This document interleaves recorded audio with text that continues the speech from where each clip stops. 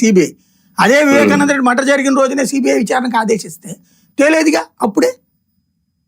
మళ్ళీ సిబిఐలో 2 వాదనలు వచ్చినాయి అప్పుడే. అంతకుముందు సుధా సింగ్ ఒక దర్యాప్తు, రామ్ సింగ్ ఇంకో దర్యాప్తు. అట్లయినాయి అక్కడే. అంటే మన కేసులు హషప్ అయిపోతున్నాయి ఇక్కడ. కానీ దీని వెనక మిస్టరీ ఏంటనేది లైఫ్ లాంగ్ అలా మిస్టరీగానే ఉండిపోద్దుగా ఇప్పుడు సైలెంట్ గా ఉంటే. అంటే భగవంతుడికే తెలియాలి, అంత మించి లేదు.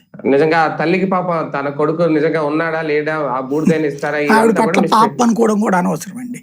ఎప్పుడైతే బాబు గారి ఇంట్లోకి వెళ్ళి బయటికి రాగానే నాకు న్యాయం జరిగిపోయిందంటే, ఇంకా ఆయన సిబిఐ దర్యాప్తు చేస్తున్నాడు కాబట్టి నాకు న్యాయం జరిగింది, లేదంటే గనక బాధ్యుల్ని శిక్షిస్తానన్నారు కాబట్టి నేను నమ్ముతున్నాను అని చెప్పడం వేరు.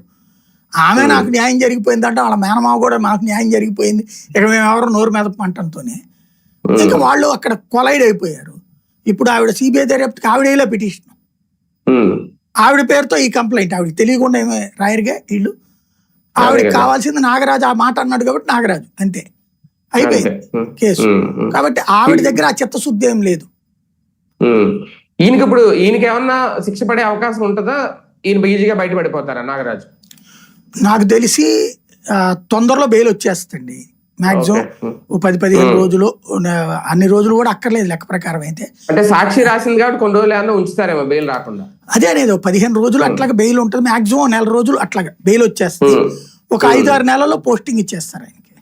అదే అదే ఆయనకి అప్పుడు న్యాయం జరిగినట్టు ఆయనకి కూడా. రైట్ రైట్ చూద్దాం.